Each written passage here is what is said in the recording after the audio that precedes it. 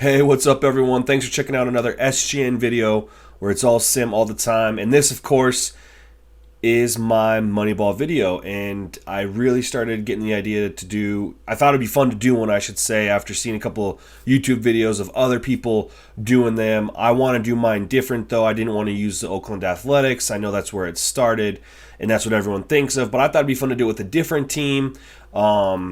And so I ended up doing mine with the Miami Marlins. And we'll get into that a little bit later here. But first, if you're new to the channel, please click that subscribe button. I put out a ton of sports gaming content, whether it's the show, whether it's NBA 2K, whether it's Madden. Look, I put out a bunch of stuff. You'll like the content. It's good content. And, please support me, support my channel. It means a lot. Just click that button, all right? All right, cool. Got that out of the way. Let's get into the video here.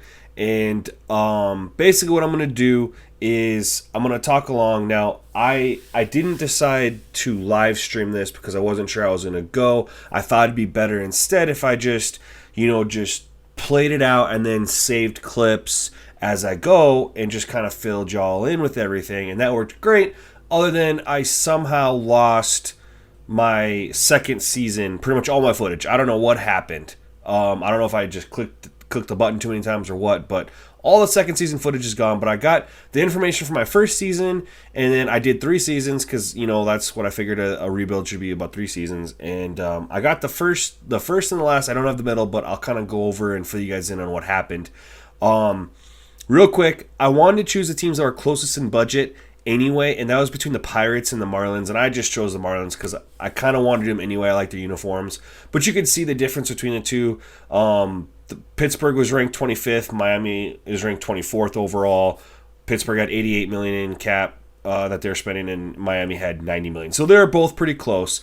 But it was easier for me to choose one of those two teams and get closer to the adjusted cap than it would be to choose any other team that was already sitting well over 100 million. And so another person who did a video, he actually did the math on it and calculated that based off of the salary that the Oakland A's Moneyball was using versus today's money is more about 65 million in salary. And so that was my goal, was to keep everything under about 65 million. And obviously there'd be inflation every every season. The salary cap can go up in the MLB and stuff like that just a little bit for teams based on revenue and stuff like that. But anyway, 65 million was the goal. And so this is just, set up. This is honestly here just filler for me to talk over it. And what I did is I'm going to throw up some screenshots of the trades that I made so you guys can see all the moves that I made. They'll show for about 10 seconds. If it's not enough, go ahead and pause the video. But anyway, we'll check out the trades that I made. And this was just honestly just trying to dump some salary cap and get some decent players. And I did try to go based off of their on-base percentage. I spent a lot of time looking at on-base percentage when I made trades, just like they focused on in the real-life Moneyball. So anyway, these are the trades that I made for year 1. And then I actually, like I said, I was able to keep the footage. This is just simulating away here the second half of the first part of the season. I had simulated up to the All-Star game. I just looked and was just checking out stats and stuff, and I didn't want to throw that in the video because why make it longer than it needs to be. But anyway, the first season went about as you could expect. We won more games than I thought, considering how much of a roster dump I had done at the start of the season as far as dumping cap and honestly dumping some talent. So, yeah.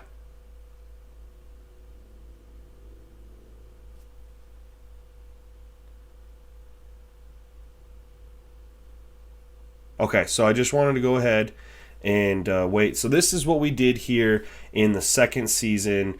Now, to fill you guys in a little bit, this is how I finished the second season. Like I said, I lost everything. We finished 85-77, did not make the playoffs. So I had signed Jock Peterson to a 3-year, $10 million or $30 million deal, $10 million a year, and I ended up trading him at the trade deadline for Corey Seager, which is what I wanted to show right there, because my backup left fielder was performing better than he was, and I was like, all right, well, I need to do this cap dump. Let's do this, and I can spend that money elsewhere. And what I'm showing you here, this is the third season, all right? So I know we just really got there quickly because the first season just went, and then second season, boom, because I lost the footage. Anyway, what I'm doing right here is I'm showing you guys I was fielding some trades for Corey Seager. He, in my opinion, wasn't playing up to the almost $12 million a year, and I was really concerned about how I was going to keep my salary low enough. And so I was just honestly fielding trades, and this is just, I figured I'd keep this in the video, this part in the video, because you guys can see how my team was doing. You can see some stats and stuff like that. And I'm honestly just going to shut up for a little bit here. I'm going to stop talking and let you guys just watch. I just wanted you guys to understand what I was doing, and I want you guys to really enjoy this third season, and we'll kind of go over it here a little bit later.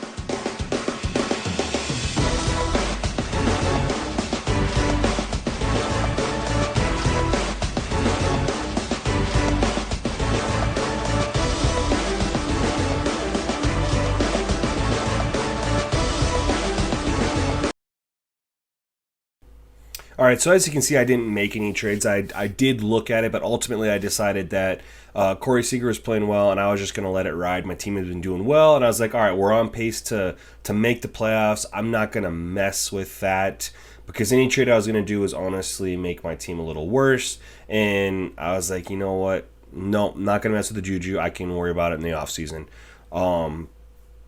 Anyway, and I do just want to apologize again, guys. This is not exactly how I want this to look. I'm really upset that I missed a lot of footage actually that I wanted to throw in here.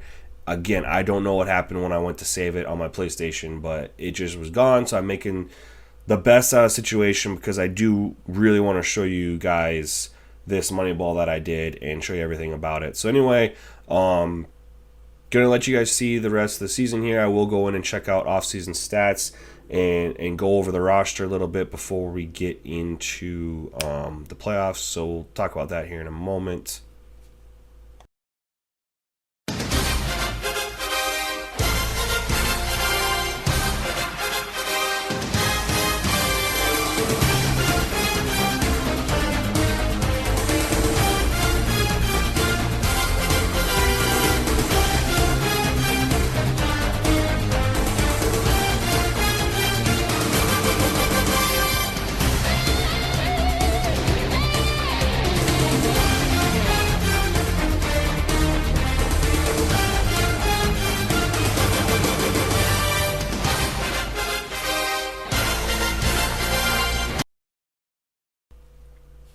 All right, so this is me. I wanted to check out batting average. I want to see how my guys did on the on base percentage because that's what I had kind of focused on as best as I could with my team. So I was just checking out all the batting stats and seeing if I had any guys in there, which I did. I had the home run leader for the National League and stuff like that. Anyway, so this is just checking everything out, and this also give you guys a good chance to take a really good look at my team since a lot of the footage showing off my whole entire team is missing. But anyway, so this is just checking out the hitting stats, and I didn't make a whole lot of signings. I mean, I know I talked about at the beginning, but I really didn't. I really couldn't. I mean, my infield pretty much stayed intact the whole time. It was my outfield where I'd sign one or two players for a year. In the second season, I signed Brett Gardner for 1 year and then I let him go because I was like, I need to find a different replacement. He's old. And I was hoping some of my young prospects were going to keep getting better and better. They really didn't, for as far as putting someone in center field or left field, but that was my thought process. Anyway, so I pretty much only signed, like I said, an outfielder here or there. Adam Eaton, by the way, he's one of 3 players that when I was simulating to avoid tons of stoppage in Sims, I turned roster management to on for my team. And unfortunately, even though I have a ton of youth that I had on the MLB roster, set to play in the MLB in the outfield, they decided to go ahead and sign 3 guys on me, and I didn't even get a notification. And so unfortunately, my Moneyball budget got exceeded by the CPU signing 3 guys that I was not aware of. My budget going into the season was at $62 million, and they signed 3 guys at around $3 million a piece at positions that I had plenty of depth as far as youth was concerned, and so I was pretty bummed about that.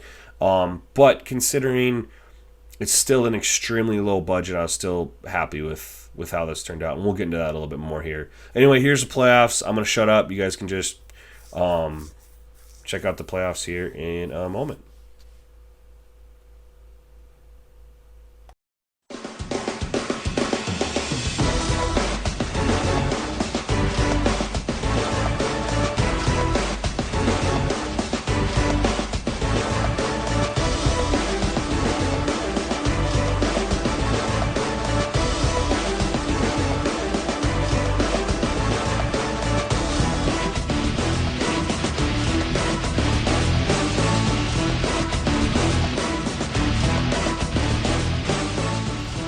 All right, so here I am about ready to go to the World Series against the Yankees.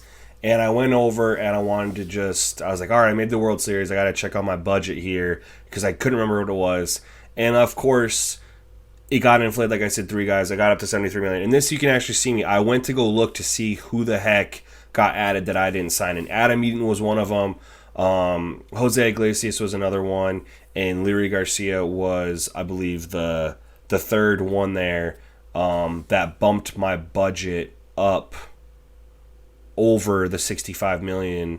That was goal. That being said, I still think $73 million is damn close for a Moneyball series. All right, and I have no issues with it, and that's why I'm posting it. But I just wanted to give you guys the backstory on what happened here. And now you can see my roster, by the way, too. I didn't have to really make any changes at pitching. They have a great young pitching staff. I just let them progress. So after I made my initial trades to start the season, I literally just let some of my players develop. And that's what you get to check out right here is some of my upper end players and how I spent my money. And you can see Corey Seager was obviously the most expensive person on my roster, which is why I was fielding trade calls for him at the deadline, because I knew I needed to dump some salary going in the offseason, because I had a bunch of people that I was about to be free agents that I wanted to bring back that were important. Anyway, let's get back to the World Series and let's see how it turns out.